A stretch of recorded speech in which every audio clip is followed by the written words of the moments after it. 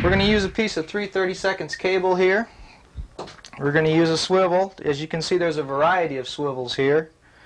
It's all this heavy-duty Coyote swivel.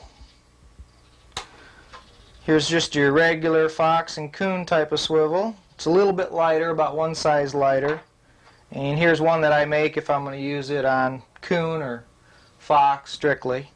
It's a little bit lighter, but they don't cost me anything to make. There's a variety of locks. It's all what works good in your area. We prefer the Hoffman out here because it's a little bit adjustable. Just by opening and closing the gap there, we can adjust it for wind conditions. And it's a good lock and lock.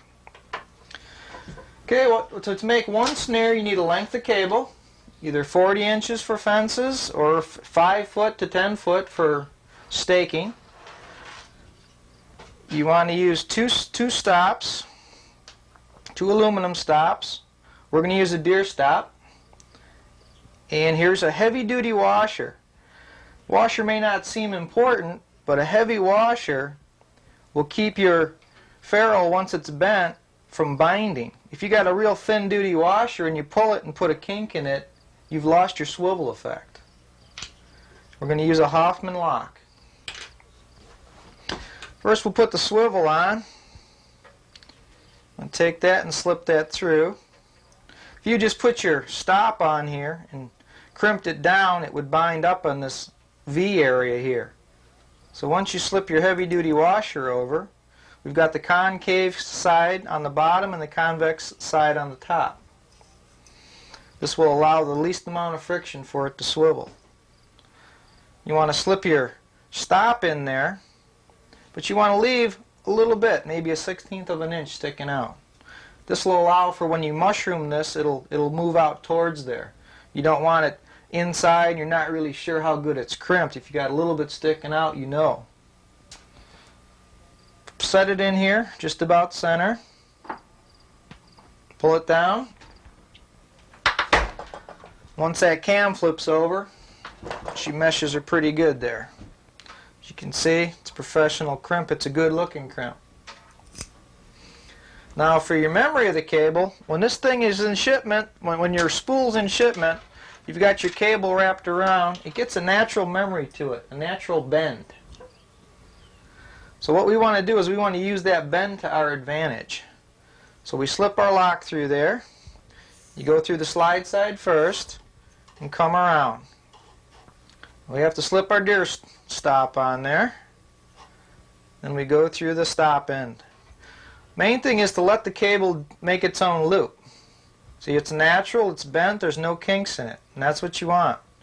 If you had a kink in there like that and then you crimped it and then you bent your end, you'd always have that crimp in there. You'd mess up your whole loop. So you just kind of slide it, let it move in there. Slip your ferrule in there, leave a little bit sticking out. Put your sunken crimp on there. See, we got that little bit sticking out, so we know that it's not half mashed and it's going to pull out. Okay, your snares will come like this.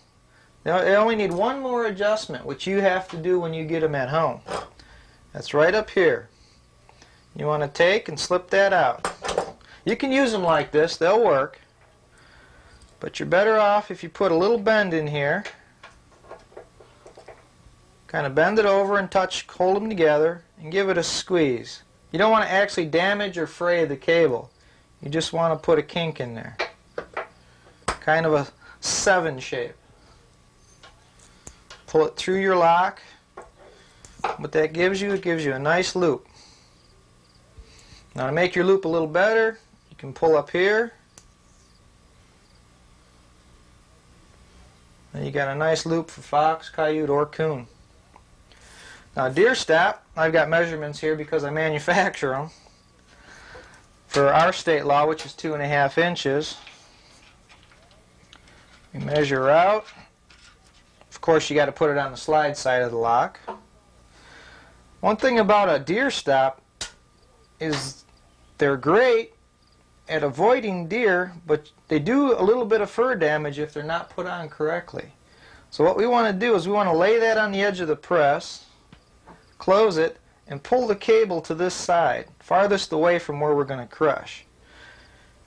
Put a little kink in there, then we get over and we mash it. Actually pulling this around the cable, but we're pulling it away from the center. So we've got the least amount touching the animal. Flatten her out, and as you can see, the bulk is on the outside of the loop, and just this is on the inside.